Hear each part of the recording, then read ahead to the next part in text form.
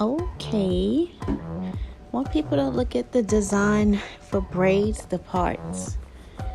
When you think of cornrows, corn braids, Canerows, like they say in the island, these were ways for slaves to communicate. They were secret message systems. They were maps.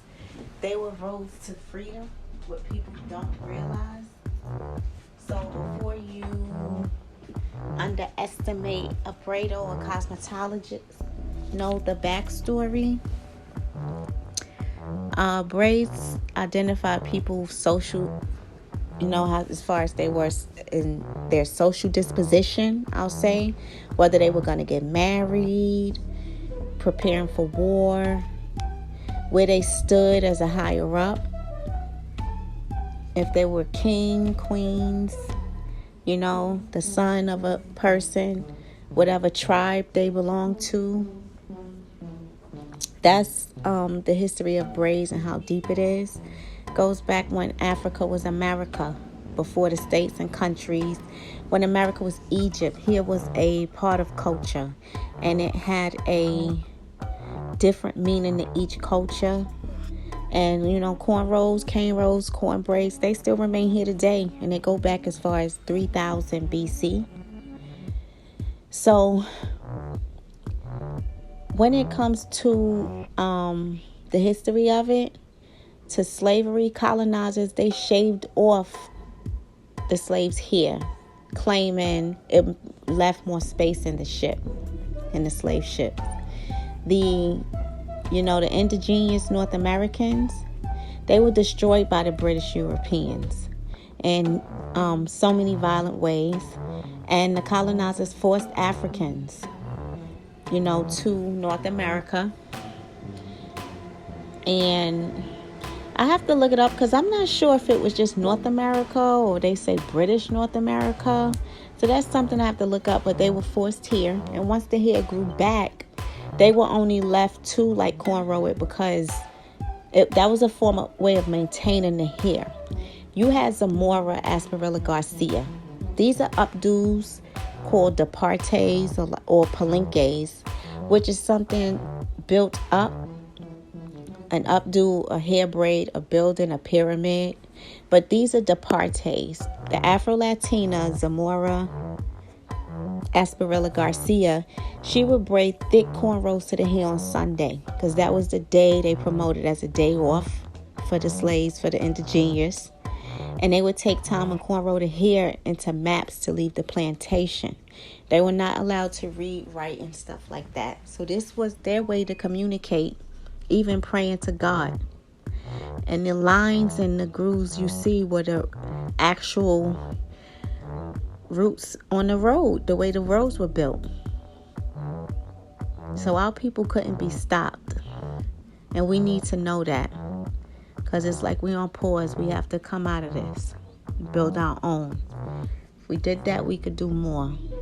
Take back and run it properly. So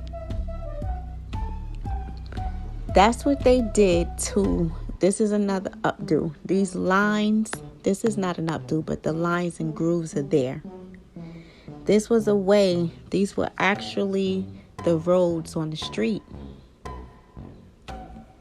And, these are locks right here. Those are real locks. These are artificial folks locks, which people like to wear. But usually when the slaves were escaping, when they got to different places, there was like a matriarch, a big mother. And she wore her hair in an updo, going up with thick braids. And that was their way to identify her without anything being said, to keep it safe. So that is a backstory for, cornrows. They were actual messaging systems. They were maps to help slaves escape to freedom. So when hair was shaved off back then, that threw off their original identity and broke down the will. So some maintained their hair. And when they did have it, it was for spiritual devotion. They wanted to be beautiful, but it was hard for a slave to do that. Social disposition and maps to freedom. And these cornrows, you see the lines and stuff were actual streets on the ground. Street, the routes to the street on how you would travel. And this was their way out. It might seem hard, but you practice it, you will get it. You see the lines? And they would have seeds and goals. That was how they would pay their way and survive and eat.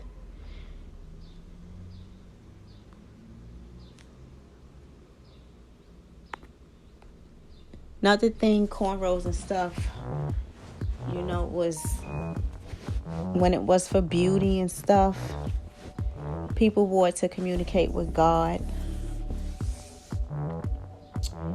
Also, it showed where you stood as in age. That's a departe there. It showed if you were king, queen, or a child of one.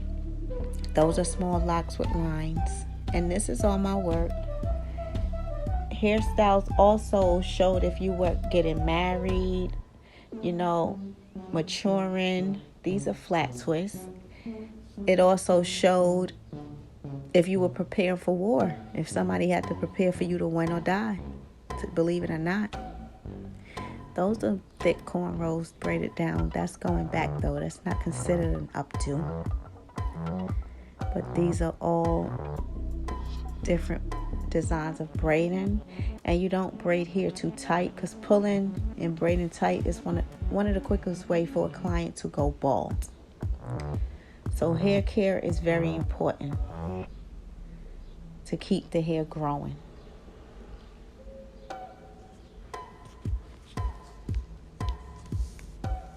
This here coming up, loops, the circles, people think is hard. But in Georgia, they have a highway called Spaghetti Junction. So if you had a slave that had to escape, you had to be able to braid twirling. It's not hard if you take your time and study.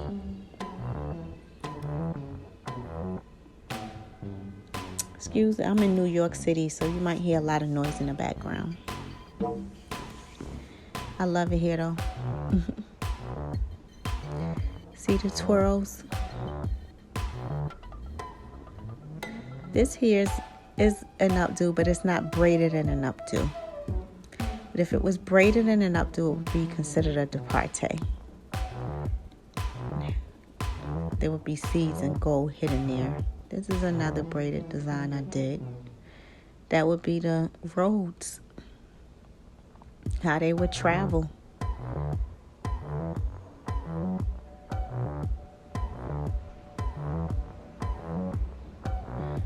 So this is all important for cosmetologists and keep a clean scalp, a moist scalp. Here's another pattern.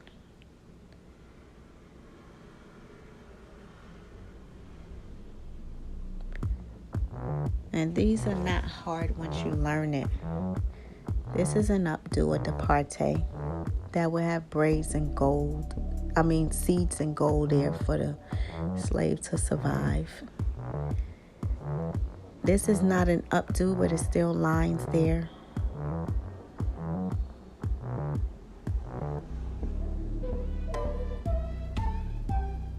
And these would all be lines on how to travel, which way to go.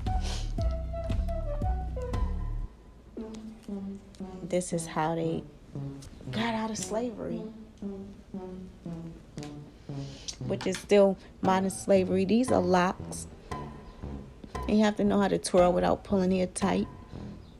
It still feel like modern slavery today, so we can guide ourselves out of that. This is a fishbone or fishtail braid with 2 strands. And I can do 3 strand, 4 strand, up to 8 strands I can braid. This is another, it's not a departe, but it's a fishtail going around. If it was cornrows leading up to that bun, then it would be considered a departe. These are more swirls coming up. And you could get a mannequin and practice how to do these things. And knowing where the center of each client head is to part straight down the middle. These are more designs. A young child. Been doing their hair for years. This here is important. Barbering work. A barber that was renting a booth from me did these designs. It's not a departé, but it's still, don't underestimate a barber. In history, they were very important and well needed. These are more designs. It's more barbering work. I did the hair, but a barber cut it. More small twists, locks, braids. This is a young child with the departé. This is braids going up with curls. I don't know if that curl was a departé. Now the barbering. This is pictures from centuries ago. The barber spent hours cutting hair, grooming people for marriage, for war, whether you were going to live or die, if you were maturing and going to the next stage in life, having children. This identified who they were, where they stood socially, their social disposition, that, you know, if they were married or had children, were they the head of the kingdoms. Hairstyle for men, cutting was very important. So like, share, and subscribe to Queen of Attraction. And please don't underestimate any field. Know the backstory. Take care.